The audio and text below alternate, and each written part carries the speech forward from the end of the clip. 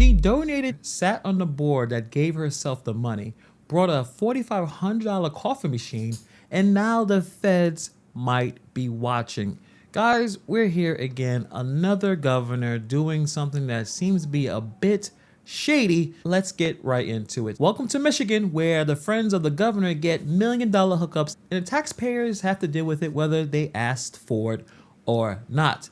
So here's the roster. We're talking about Michigan Governor Gretchen Whitmer. She is rumored to try to run for president in 2028. We'll see what happens there, but she's pretty famous. At one point, I think she almost got kidnapped or some crazy stuff. But she's there, one of the more popular Democrats that we have in the country here in terms of, at least on that side of the political spectrum. We also have this businesswoman by the name of Fay Beydoun. This person is a Democratic donor, the political plug, and the founder of a nonprofit you probably never heard of called Global Link International. Back in 2022, Whitmer administration handed Beydoun a $20 million state grant. That's pretty nice. Pretty nice. But Beydoun had just hosted a political fundraiser for Whitmer the year before. So you guys already know what's going to happen. It looks like a political thank you card wrapped in taxpayer money. And if that wasn't enough, the stakes here even go beyond just bad optics here. If federal investigators find any wrongdoing, Whitmer could be staring down criminal referrals. This could tank her national political future, especially if she's trying to become president in 2028. And it's a red flag for every other grant and budget deal her office had touched. Oh, and did we mention that Beydoun is also sitting on the board that reviewed her own grant? You cannot make this up. It's basically like being the judge, the food critic, and giving yourself 5 stars even when you burnt toast. Now, before we get deeper into this $20 million disaster piece, I gotta hit y'all with something that actually helps real people. Look, we've seen what happens when people in charge stop caring. From governors handing out favors to prosecutors botching cases, the system is breaking down. In healthcare, same game. Shady Medicare companies are straight up scamming seniors, and now even the feds are investigating them for kickbacks. That's why I partner with Chapter.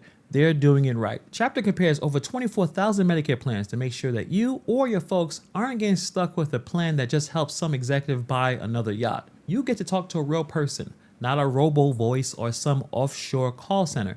And it's 100% free. Seniors working with Chapter are saving an average of $1,100 a year. That is real money. Call 262-454-0419. Again, that is 262-454-0419. The link will be in the pinned comment and in the description below. Don't let the system finesse you. Call Chapter and get real help. Now, let's get back into it. So let's talk receipts. Literally, Global Link spent the grant money on a lot of very interesting and important things, like $4,500 high-end coffee maker. That's probably not a Keurig. That's probably some brand that I probably never heard of. That's very expensive. Again, this is our taxpayer money being used here. Also, $1,100 first-class trip to the Middle East. That's very expensive. And gave Beydoun a $550,000 salary. She didn't just steal it. It looks like the money just moonwalked out that account wearing Louis Vuitton. Now, normally, when you give a nonprofit $20 million, you expect to see a community center, a job program, or just at least a working website. Instead, this was a one-woman luxury cruise paid for by you. But wait, it gets even worse because emails show that Fay told state officials that Governor Whitmer personally requested the grant to get expedited. Yeah, cannot make any of this up. It's not just shady, it's possibly criminal. And now the state AG is sniffing around with search warrants like a bloodhound. On June 18th, Michigan Attorney General Dana Nessel launched a criminal investigation. Agents raided Beydoun's home, but they also raided the MEDC. Now this is the Michigan Economic Development Corporation, the state agency that greenlighted that grant. And what's also is very interesting is that Beydoun offered to transfer $5 million back to the MEDC as a show of good faith in April after the scandal broke. Now think about it. Now, why would you consider doing that if you think you're doing nothing wrong and you're using the money in the way it's intended? You see, the offer was seen as an attempt to defuse the situation, but it just raised a lot of eyebrows whether she still controlled the funds and why the agency was demanding the bulk back. There seems there's a lot of issues with this situation, and there's a reason why feds and other authorities started to sniff around, because what is going on here? It just seems to be very shady. And this gets even worse. There's evidence that the MEDC's lawyers tried to stonewall the investigation, like refusing to hand over key documents, stalling, plain dumb. This whole thing smells less like a legit economic project and more like high-end favor factory. This looks really, really bad for both parties, and I'm talking about the governor and obviously this businesswoman. So here's where the dominoes really start falling. State Republicans, led by Aric Nesbitt, are now calling for a federal investigation. Why, you may ask? Because Beydoun was allegedly pitching the same $20 million project to Qatari officials, trying to turn it into some kind of global trade hub. You cannot make any of this up. So now we have a mix of foreign contracts, donor money, luxury flights, and emails from the governor's office. This is not just shady, it's starting to look like RICO season. Meanwhile, the governor's office is doing the political version of who? Me? I don't know what's going on. They claim she didn't personally push the grant, but the problem is her name is all over the timeline here. She signed a check, the fundraiser through the party, and the grant landed in her friend's lap.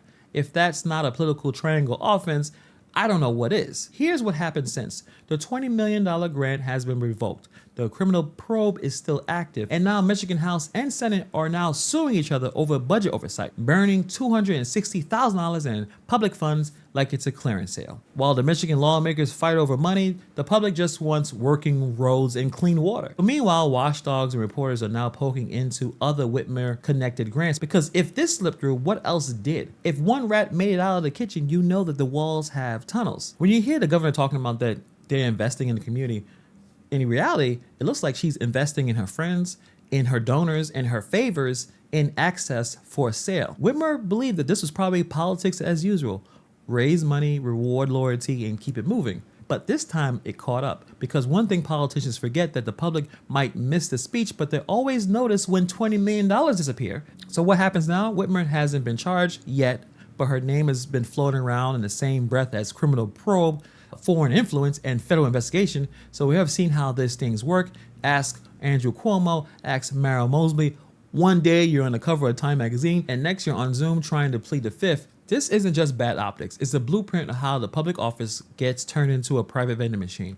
You put in loyalty, out comes millions of dollars. No accountability, no oversight, no transparency, just power unchecked.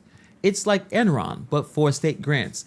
And if you think that's just me being hyperbolic, remember, Enron didn't start with this a giant explosion. It started with a little quiet corner getting overlooked while the entire building collapsed. So here's a question. Is this the final chapter, or this is just a cold open to a more darker story?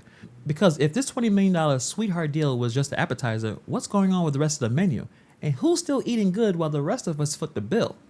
So we'll see what happens. Let me know what you guys think about this story in the comments below. Don't forget to hit that subscribe button so you don't miss another video. Obviously, if you want even more information, check out my Patreon for exclusive content, and join my email newsletter to stay updated on every shady move, every corrupt player, and every political plot twist that's going to happen in this crazy, crazy country of ours. Thank you for taking time to watch this video, and I'll see you guys in the next video.